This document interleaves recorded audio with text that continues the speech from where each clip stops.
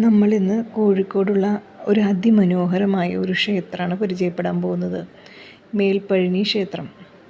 മയിലാടും കുന്നിനു മുകളിലുള്ള ഈ ക്ഷേത്രത്തിൻ്റെ പൂർണ്ണമായ പേര് ശ്രീ മേൽപ്പഴനി ജ്ഞാനദണ്ഡായുധപാണി സ്വാമി ക്ഷേത്രം എന്നാണ്. പഴനി മുരുകൻ ക്ഷേത്രത്തിന് സമാനമായി സദ്ഗുരു ശ്രീ ശരവണബാബ വിഭാവനം ചെയ്തതാണ് ഈ ക്ഷേത്രം. പഴനി മുരുകൻ ക്ഷേത്രത്തിൻ്റെ കൃത്യമായ പകർപ്പാണ് ഈ ക്ഷേത്രം. ദണ്ഡായുധപാണിയായ ശ്രീ സുബ്രഹ്മണ്യന് സമർപ്പിച്ചിരിക്കുന്ന ഈ ക്ഷേത്രം പഴനിയിലേതുപോലെ തന്നെ പടിഞ്ഞാറോട്ടാണ് ദർശനം.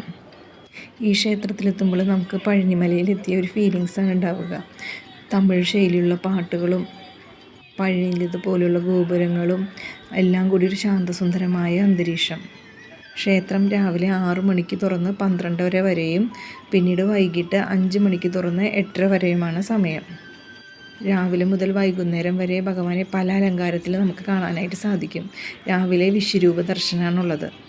അതുപോലെ സന്യാസി അലങ്കാരം, ബാലസുബ്രഹ്മണ്യ അലങ്കാരം, രാജാലങ്കാരം, പുഷ്പാലങ്കാരം എന്നിങ്ങനെ പല അലങ്കാരത്തിൽ ഭഗവാനെ ദർശിക്കാനായിട്ട് സാധിക്കും. 2017 ജൂൺ 6-നാണ് ഈ ക്ഷേത്രം നാടിന് സമർപ്പിക്കപ്പെട്ടത്. പഴനിയിലിതുപോലെ സ്റ്റെപ്പ് കയറി നമുക്ക് ഈ ക്ഷേത്രത്തിലേക്ക് എത്താം. അല്ലെങ്കിൽ സൈഡിൽ വഴിയുണ്ട്, ആ വഴിയിലൂടെ വണ്ടി എത്തുന്നതാണ്. കോഴിക്കോട് റെയിൽവേ സ്റ്റേഷനിൽ നിന്ന് ഏകദേശം 11 കിലോമീറ്ററും അതുപോലെ കോഴിക്കോട് KSRTC ബസ് സ്റ്റാൻഡിൽ നിന്ന് 9.5 കിലോമീറ്ററുമാണ് ഈ ക്ഷേത്രത്തിലേക്കുള്ളത്. കോഴിക്കോട് വരുമ്പോൾ എല്ലാവർക്കും സന്ദർശിക്കാൻ പറ്റുന്ന നല്ലൊരു ക്ഷേത്രമാണ് ഈ ക്ഷേത്രം.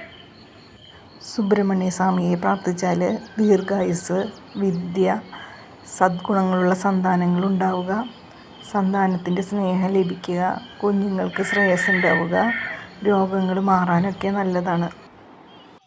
ചൊവ്വാദോഷത്തിൻ്റെയൊക്കെ കാഠിന്യം കുറയ്ക്കാനായിട്ട് സുബ്രഹ്മണ്യ സ്വാമി ക്ഷേത്ര ദർശനം കൊണ്ട് സാധിക്കും. തുലാമാസത്തിലെ സ്കന്ദഷഷ്ഠി വരികയാണല്ലോ, അപ്പോൾ എല്ലാവരും സാധിക്കുന്നവരൊക്കെ അടുത്തുള്ള സുബ്രഹ്മണ്യ ക്ഷേത്രങ്ങളൊക്കെ ദർശിക്കാനും ഭഗവാന്റെ നാമങ്ങളൊക്കെ ചൊല്ലാനും മത്സ്യമാംസാദികളൊക്കെ ഉപേക്ഷിച്ച് തങ്ങൾക്കാവുന്ന രീതിയിലൊക്കെ ഷഷ്ഠിവ്രതം എടുക്കാനൊക്കെ ശ്രമിക്കുക.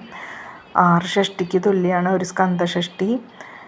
ഭഗവാൻ സൂര്യപത്മാസുരനെ വധിച്ച ദിവസമാണ് സ്കന്ദഷഷ്ഠി ദിവസം. അതുപോലെ തന്നെ സർപ്പാകൃതി കൊണ്ട് അപ്രത്യക്ഷനായ സുബ്രഹ്മണ്യനെ സ്വരൂപത്തിൽ കിട്ടാൻ വേണ്ടി ദേവി പാർവതി അനുഷ്ഠിച്ച വ്രതവും കൂടിയാണ് ഷഷ്ഠി.